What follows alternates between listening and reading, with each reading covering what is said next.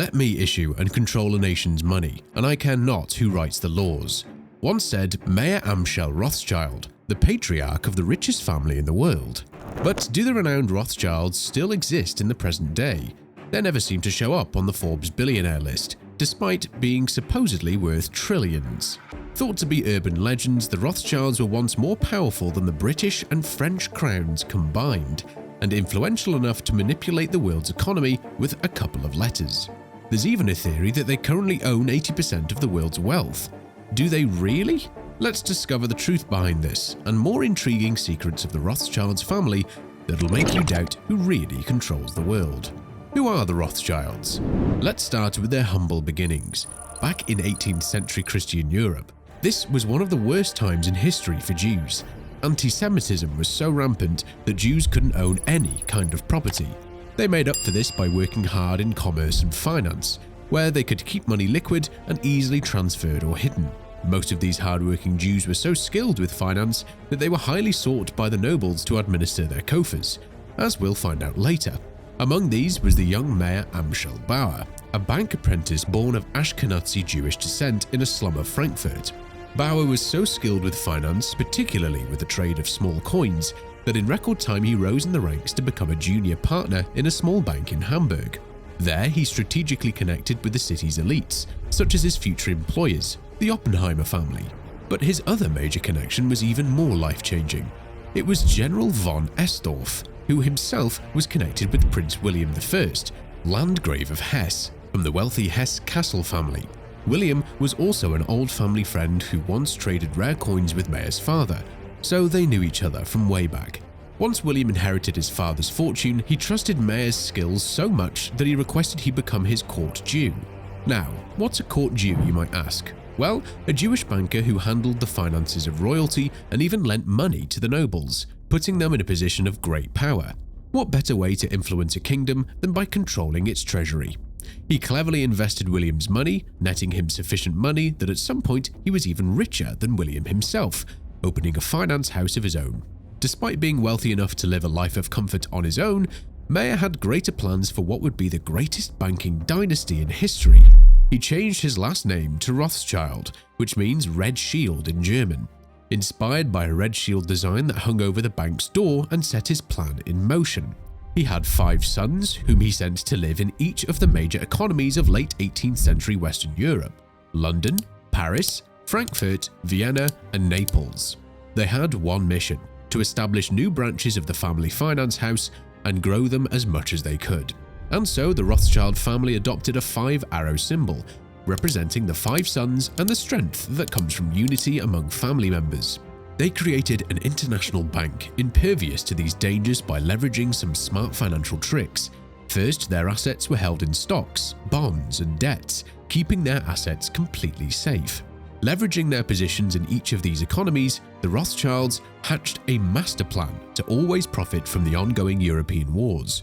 Nathan Rothschild funded the Duke of Wellington's army in England, while James funded Napoleon's army in France, providing them with a risk-free debt option.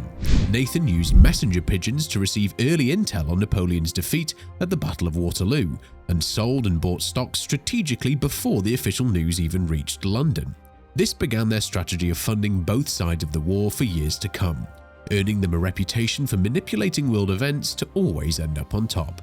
Oh, and this is just the beginning. 4 of Mayer's 5 sons had sons of their own, most of whom were sent to other financial centers of European cities, expanding their influence in new head offices. Mayer decreed that all family members would intermarry with the first and second cousins, keeping the company sealed tight against outsiders. But by the late 19th century, they began marrying outside the family, this time with more nobles or other financial dynasties. Through these international alliances, the Rothschilds rose to their apex. Had their wealth been pooled by this point, it would have been the largest single fortune in world history. The Rothschilds were made nobles in the Holy Roman Empire and the United Kingdom thanks to Mayer's work as court factor. Talk about rags to riches to royalty story. After earning wealth and nobility, it was time for them to expand their sites to even more countries. They funded the Japanese of the Russo-Japanese War and were involved in the independence of Brazil from Portugal by raising capital for the newly formed Empire of Brazil to pay the Kingdom of Portugal to accept their independence. They also invested a hefty part of their fortune in their famous collection of countryside chateaux and mansions, owning around 1,800 today, collectively worth $36 billion. Of note is their Waddesdon Manor country house, known for hosting one of the rarest and most valuable art collections in the world.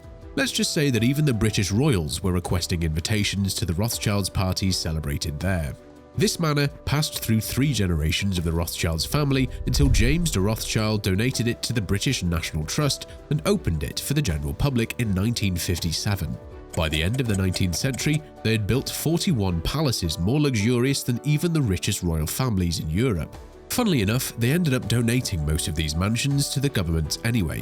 By 1909, it was claimed that Nathan, Lord Rothschild, was the actual most powerful man in Britain, more so than the British Crown.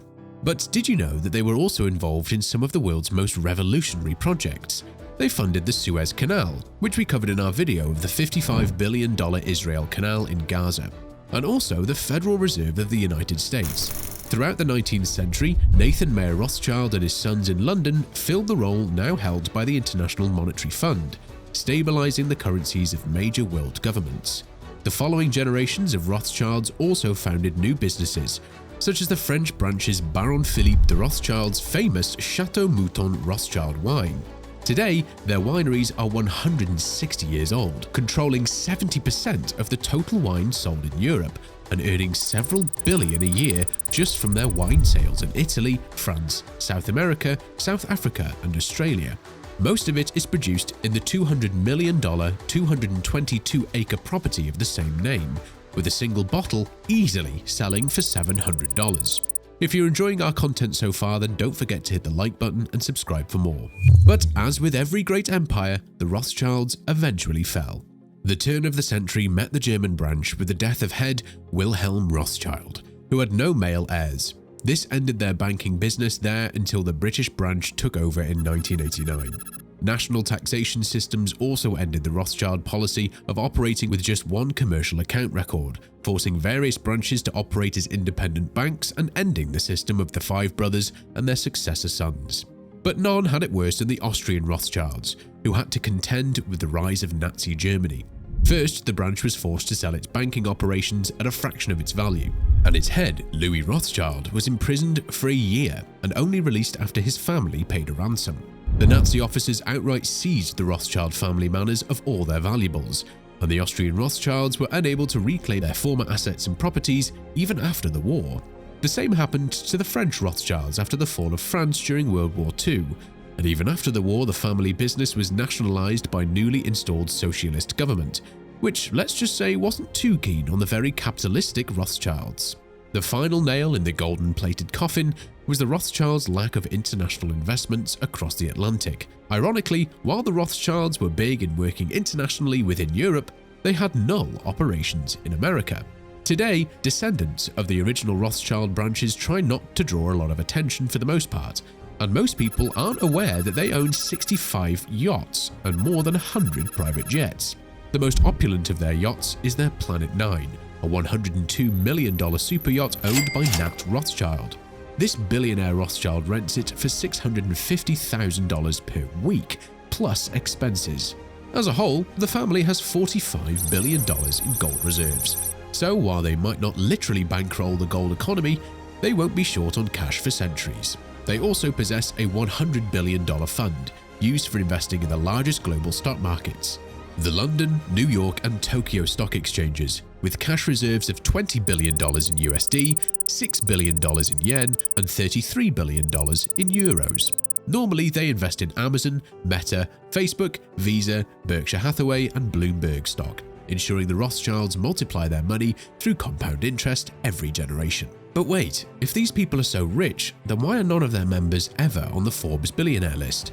Let's remember that the Forbes billionaire list only contains the wealthiest individuals, not families. Since the Rothschilds' wealth has been diluted throughout family branches and trusts over several generations, it would be really complicated for anyone to trace back and even keep track of all the money held by their family members. This would take an immense amount of resources for anyone, including Forbes. Also, many individuals can still conceal their wealth through private companies, secret bank accounts, and investments, as we saw in our video of the 5 richest presidents in the world here. So take your tinfoil hats off, because it has been a long time since the heyday of the Rothschilds. While they were one of the most powerful groups on the planet, at the end of World War I they lost most of their power, and their wealth has trickled down throughout the years. So what exactly makes this family the target of all these wacky conspiracy theories, and not their American equivalents, the Rockefellers, or any other historically wealthy family in the world? Their discretion, coupled with their financing of opposing sides of wars to always be on top, and their association with the founders of the Illuminati, made them the target for many an author's embellished books. And if you liked today's video, don't forget to subscribe to Lux Savvy for more.